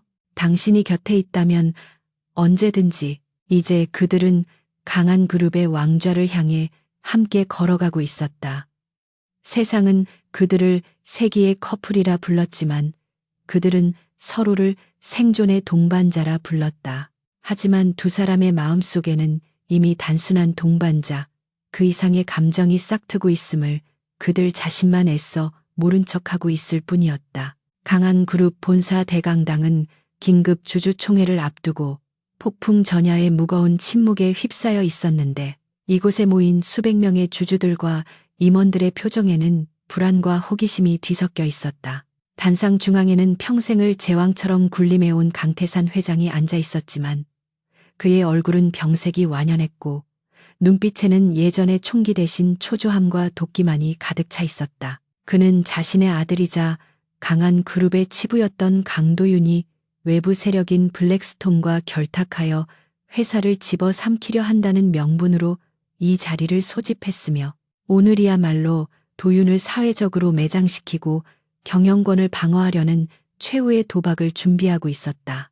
강 회장의 뒤에는 그가 비밀리에 양성해온 사설 경호팀이 살벌한 기세로 도열해 있어 이곳이 단순한 회의장이 아니라 언제든지 무력 충돌이 일어날 수 있는 전장임을 암시하고 있었다.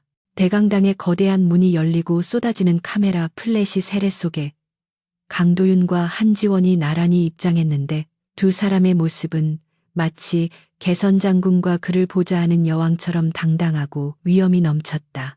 도윤은 평소에 헐렁한 옷차림 대신 몸에 딱 맞는 짙은 네이비색 수트를 입어 날카로운 실루엣을 강조했고 지원은 하얀색 정장을 입어 차가우면서도 지적인 이미지를 부각했다. 그들이 레드 카펫을 밟으며 단상을 향해 걸어가는 동안 좌중에서는 웅성거리는 소리가 파도처럼 퍼져나갔지만 두 사람은 주위의 시선에 아랑곳하지 않고 오직 강태산 회장만을 응시하며 걸음을 옮겼다. 그것은 부자지간의 상봉이 아니라 늙은 사자를 몰아내러 온 젊은 맹수의 도전이자 권력 이양을 요구하는 무언의 시위였다.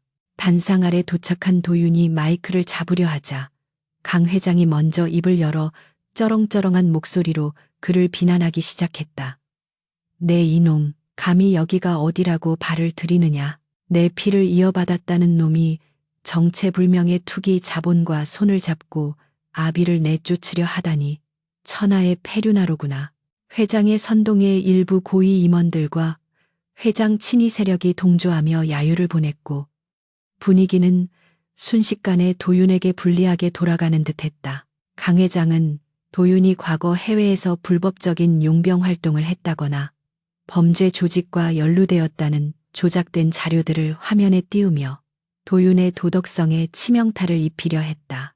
주주들은 화면에 뜬 자극적인 사진과 문서들을 보며 동요하기 시작했고 도윤을 향한 의심의 눈초리가 짙어졌다. 그 순간 침묵을 지키던 한지원이 도윤의 마이크를 넘겨받아 차분하지만 힘있는 목소리로 입을 열었다. 존경하는 주주 여러분, 그리고 강태산 회장님, 지금 화면에 나오고 있는 자료들은 명백한 허위 사실이며 이는 경영권 방어를 위해 조작된 흑색 선전일 뿐입니다. 지원은 미리 준비해온 태블릿을 조작하여 대형 스크린의 화면을 전환시켰는데 그곳에는 강 회장이 지난 20년간 비자금을 조성하기 위해 페이퍼 컴퍼니를 통해 해외로 빼돌린 자금 내역과 불법 로비 증거들이 적나라하게 드러나 있었다. 회장님께서 투기 자본이라 비난하신 블랙스톤은 역설적이게도 회장님께서 버린 자식이라 멸시하던 강도윤 대표가 밑바닥에서부터 일궈낸 합법적인 글로벌 투자 회사입니다. 그리고 블랙스톤이 매입한 강한 그룹의 주식은 회장님께서 도박 빚과 로비 자금 마련을 위해 헐값에 매각했던 자사주들이었습니다. 지원의 폭로는 장내를 충격의 도가니로 몰아넣었고 주주들은 경악하며 서로의 얼굴을 쳐다보았다. 회사가 위기에 처했을 때 주식을 팔아넘긴 것은 다름 아닌 회장 자신이었고 그것을 다시 사들여 경영권을 방어하려 한 것이 도윤이라는 사실은 명분을 완전히 뒤집어 놓기에 충분했다. 강 회장은 당황하여 얼굴이 불그락 푸르락해졌고 떨리는 손으로 단상을 치며 소리쳤다. 거짓말이다. 전현이 혓바닥을 놀려 나를 모함하는 것이다. 당장 저것들을 끌어내. 회장의 명령이 떨어지자 단상 뒤에 대기하고 있던 건장한 경호원 10여 명이 일제히 도윤과 지원을 향해 달려들었다.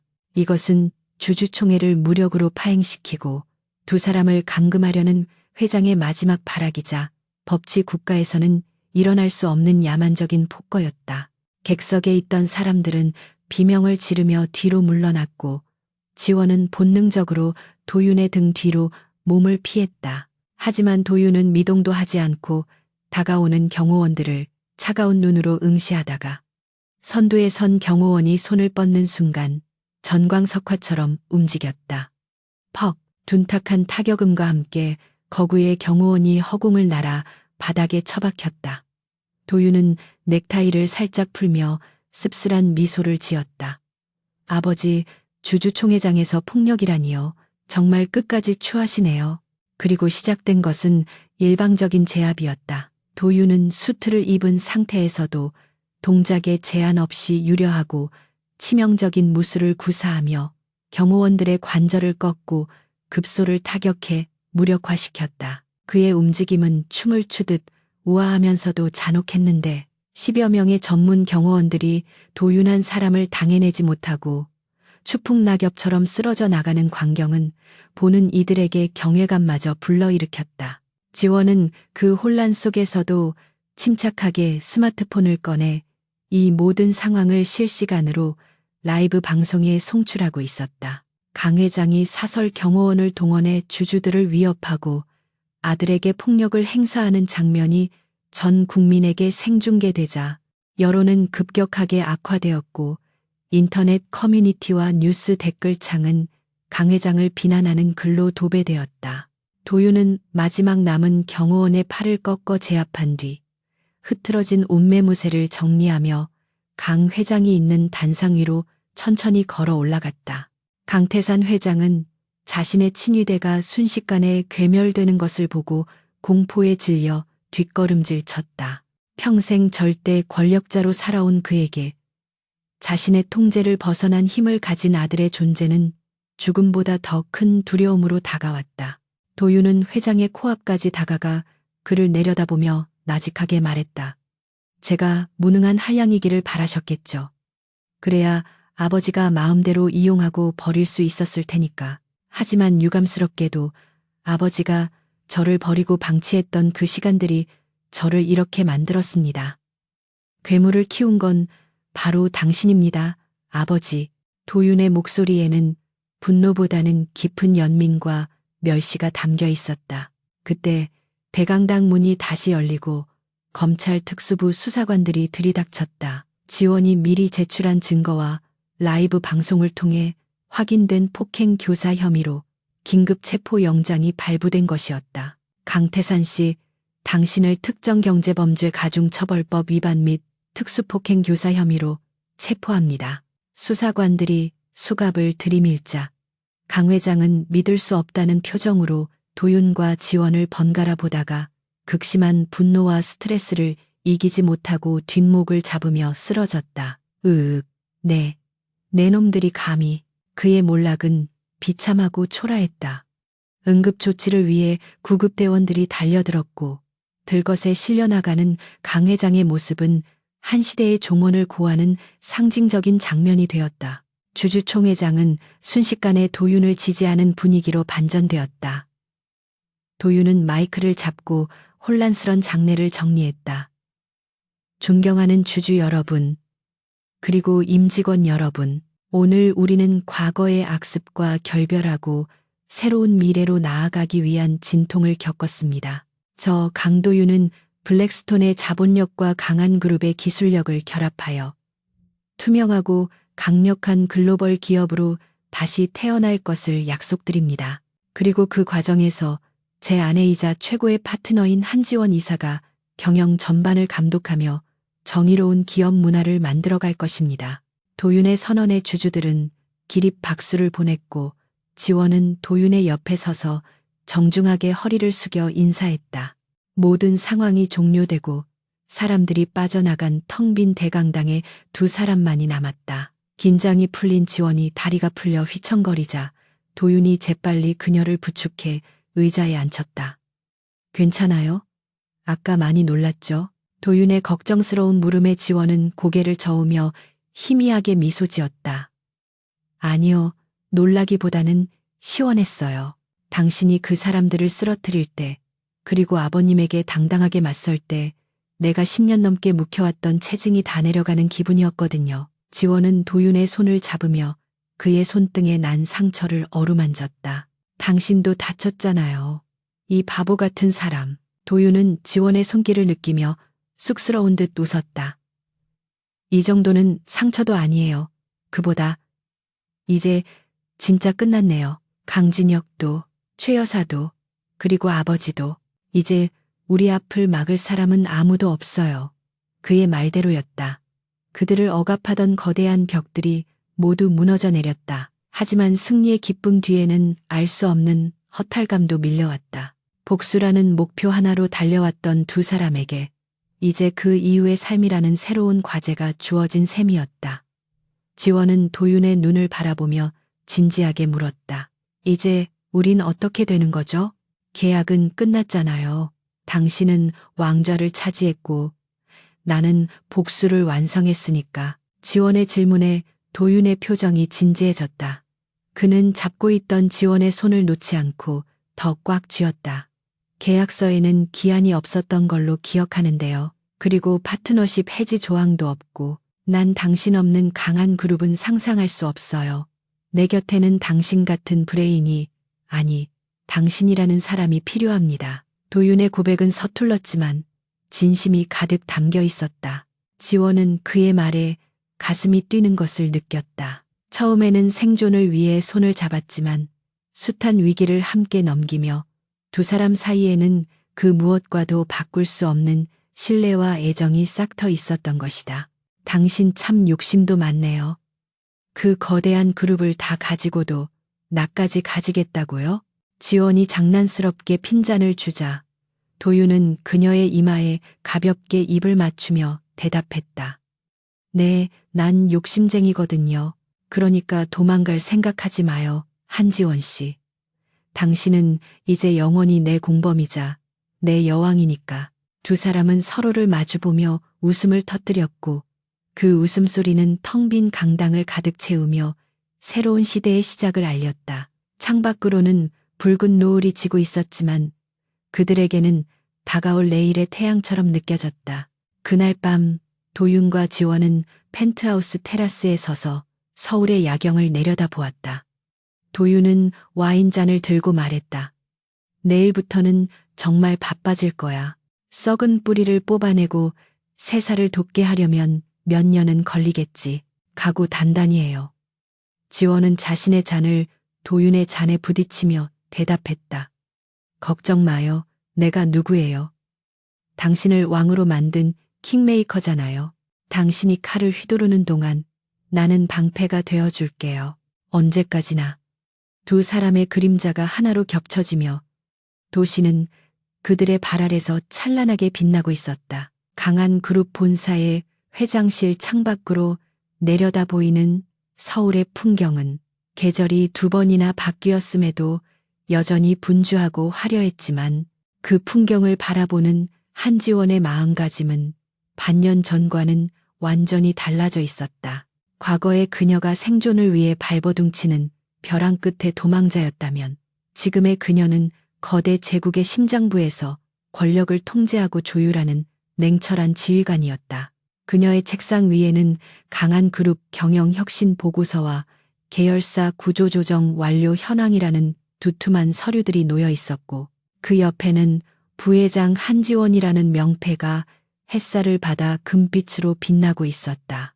지난 6개월간 지원은 도윤과 함께 그룹 내부의 썩은 환부를 도려내는 대수술을 집도했는데 그것은 단순히 사람을 자르는 것이 아니라 부패한 시스템 자체를 갈아엎는 고통스러운 과정이었다. 그녀는 매일 밤 자정을 넘기며 서류와 씨름했고 임원들의 반발과 외부의 압력을 특유의 논리와 카리스마로 잠재우며 자신을 의심하던 모든 이들의 입을 다물게 만들었다. 집무실 문이 열리고 강도윤이 들어왔는데 그는 이제 더 이상 헐렁한 트레이닝복을 입은 동네 백수가 아니라 맞춤형 수트를 완벽하게 소화하는 그룹의 회장이었다. 하지만 지원 앞에서만큼은 여전히 장난스러운 소년 같은 미소를 띠고 있었다.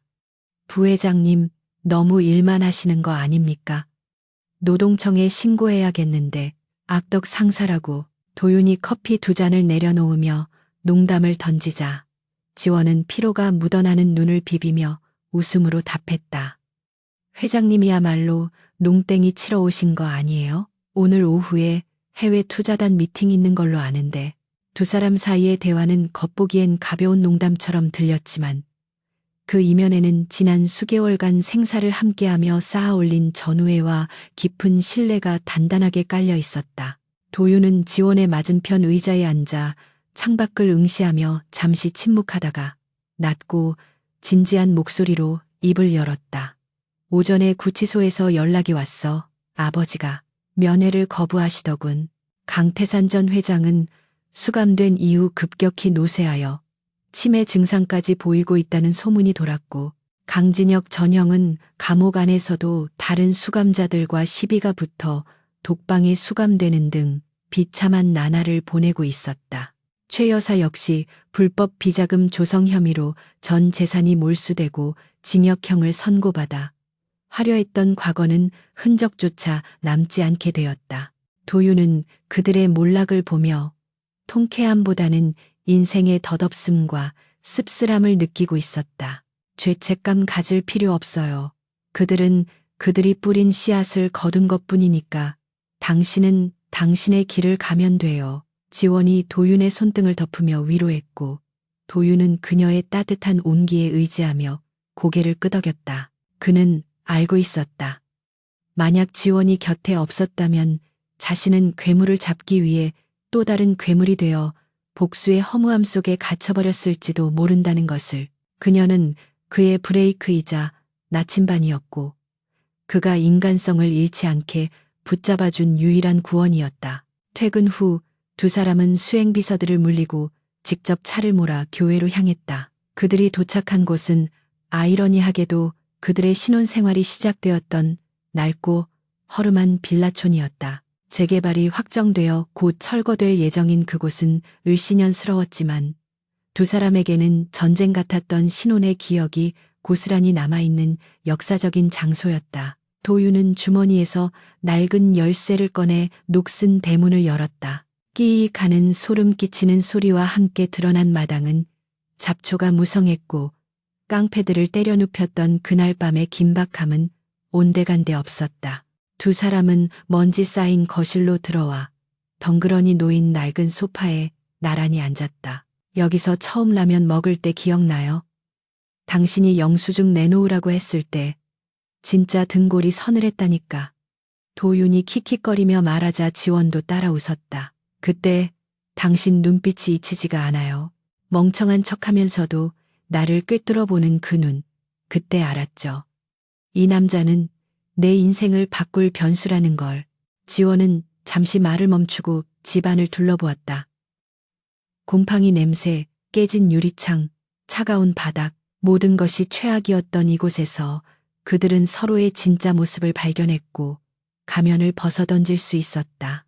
화려한 펜트하우스나 회장실보다 이곳이 더 편안하게 느껴지는 이유는 이곳이 바로 그들의 진심이 처음으로 충돌하고 융합된 장소이기 때문일 것이다. 도윤은 지원의 어깨를 감싸 안으며 그녀를 자신의 쪽으로 당겼다. 지원아.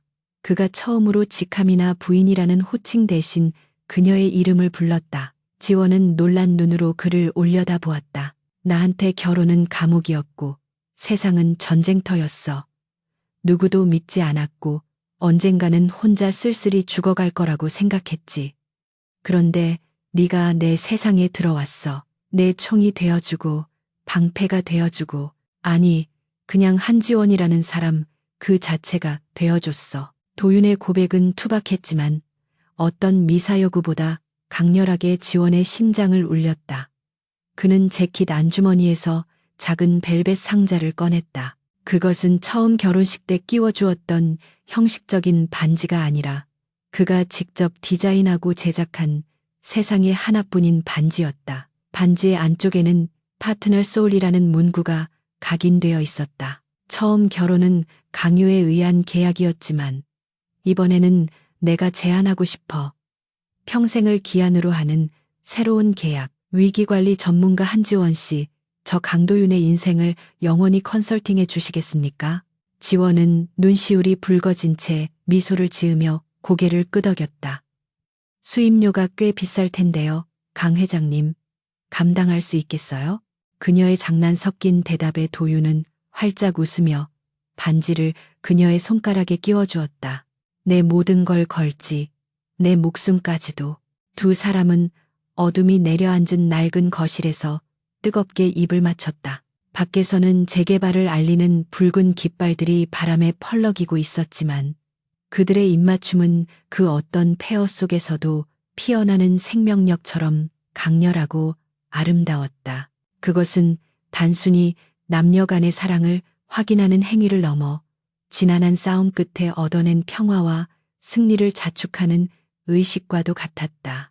도윤은 입술을 떼고 지원의 이마를 맞대며 속삭였다. 이제 가자. 우리가 만든 새로운 성으로. 두 사람은 손을 맞잡고 낡은 빌라를 나섰다. 뒤도 돌아보지 않고 걸어가는 그들의 뒷모습. 위로 달빛이 스포트라이트처럼 쏟아져 내렸고 두 사람의 그림자는 하나로 합쳐져 길게 늘어졌다. 그들은 이제 과거의 상처와 결별하고 오직 둘만이 만들어갈 미래를 향해 발걸음을 옮기고 있었다. 에필로그 1년 후 서울에서 개최된 아시아 경제 포럼의 메인 행사장인 신라호텔 다이너스티 홀은 전 세계에서 모인 정재계 거물들과 취재진으로 인산인해를 이루고 있었다. 플래시가 빗발치는 포토월 앞 검은색 리무진이 멈추고 경호원이 문을 열자 장내의 소음이 일순간 잦아들었다.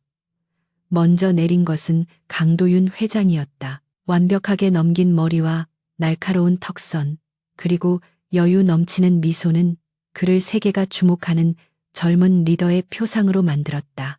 그는 손을 내밀어 차 안에 있는 누군가를 에스코트했는데 그의 손을 잡고 내린 사람은 강한 그룹의 공동대표이자 실질적인 지배자로 불리는 한지원 사장이었다. 우아한 블랙 이브닝 드레스를 입은 그녀의 모습은 고혹적이면서도 감히 범접할 수 없는 카리스마를 뿜어내고 있었다. 기자들의 질문이 쏟아졌다. 강 회장님, 이번에 발표하신 비전 2030의 핵심은 무엇입니까? 한 사장님, 최근 인수한 유럽 바이오 기업의 구조 조정은 어떻게 진행되고 있습니까? 두 사람은 걸음을 멈추지 않고 여유롭게 손을 흔들며 회장 안으로 들어갔다. 그들의 등장은 그 자체로 하나의 메시지였다. 과거의 부패와 무능으로 얼룩졌던 강한 그룹은 이제 역사 속으로 사라졌고 강도윤과 한지원이라는 두 개의 태양이 이끄는 새로운 제국이 탄생했음을 알리는 선포였다. 행사장 안으로 들어서자 수많은 사람들이 그들에게 인사를 하기 위해 몰려들었다. 도윤은 샴페인 잔을 들고 지원에게 귓속말을 했다. 피곤하지 않아? 사람들의 시선이 따가운데 지원은 도윤의 팔짱을 낀 손에 힘을 주며 당당하게 앞을 바라보았다. 천만에요. 즐기고 있는 중이에요. 우리가 이겼다는 증거니까. 연단에 오른 도윤은 마이크를 잡고 좌중을 둘러보았다. 수백 명의 시선이 그에게 집중되었다. 그는 준비된 연설문을 읽는 대신 옆에 서 있는 지원을 바라보며 즉흥적인 연설을 시작했다. 오늘의 강한 그룹이 있기까지 우리는 수많은 위기와 시련을 겪었습니다. 많은 분들이 저를 혁신가라 부르지만 진정한 혁신은 혼자서 이룰 수 없는 것입니다. 어둠 속에서 길을 잃지 않게 해준 등대이자 가장 날카로운 검이 되어준 제 아내이자 파트너 한지원 대표가 없었다면 오늘의 영광은 없었을 것입니다. 도윤의 말에 장내에는 우레와 같은 박수가 터져나왔다.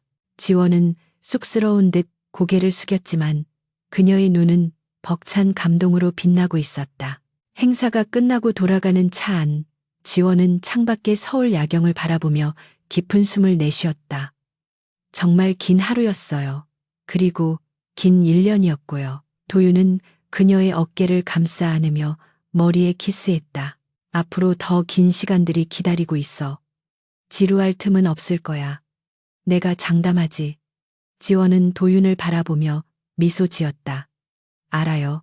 당신과 함께라면 지옥이라도 심심하진 않겠죠. 그래도 가끔은 평범한 휴일도 필요해요. 우리 그 낡은 빌라 가서 라면이나 끓여 먹을까요? 뜬금없는 제안에 도윤이 폭소를 터뜨렸다. 하하, 그거 좋은데? 대한민국 재계 1위 부부의 비밀 별장이 철거 직전의 빌라라니. 완벽해. 차는 한강변을 따라 부드럽게 미끄러져 나갔다. 강물 위로 비친 도시의 불빛들이 별처럼 반짝이고 있었다. 한때는 서로를 속이고 이용해야만 했던 두 사람. 잘못된 결혼으로 시작된 인연은 이제 그 무엇보다 견고한 필연이 되어 그들을 지탱하고 있었다. 그들은 더 이상 운명에 휘둘리는 희생양이나 도구가 아니었다. 스스로 운명을 개척하고 서로의 결핍을 채워주며 세상을 자신들의 발 아래 둔 진정한 지배자들이었다. 도윤과 지원은 맞잡은 두 손을 놓지 않은 채 끝없이 펼쳐진 그들의 미래를 향해 함께 질주했다. 이것은 끝이 아니라 그들이 써내려갈 전설의 서막에 불과했다.